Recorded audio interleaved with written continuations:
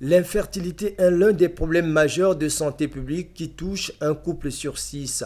Pour faire face à cette pathologie, la Société congolaise de gynécologie obstétrique, par le biais de la 3e université de gynécologie obstétrique, entend édifier les participants aux facteurs associés à l'infertilité chez les patientes. Les femmes qui ont subi des avortements non sécurisés, ce sont ces femmes-là qui ont souvent des problèmes de trompe bouchée. Puis des lésions au niveau de l'utérus, qu'on appelle des synéchies. Ce sont des accolements au niveau des parois utérines qui rendent difficile la conception.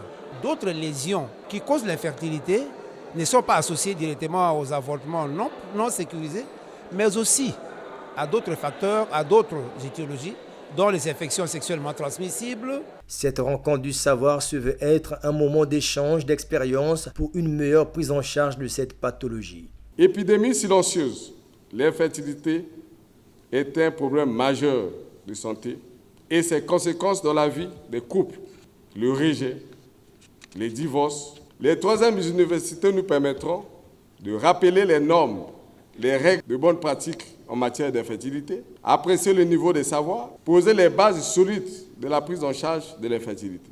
Le représentant de l'Organisation mondiale de santé a exhorté ces acteurs à prendre en compte l'état psychologique des personnes atteintes de l'infertilité. La souffrance du désir d'un enfant n'est pas physique, elle est psychologique.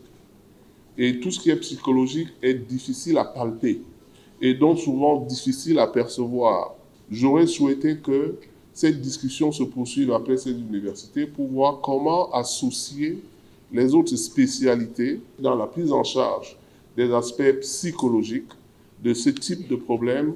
Initiée sous le thème « Prise en charge de l'infertilité, mise en œuvre et perspective », cette rencontre a permis à la Société congolaise de gynécologie obstétrique de solliciter l'implication des pouvoirs publics en vue d'alléger le coût dans la prise en charge du traitement des personnes atteintes de cette pathologie.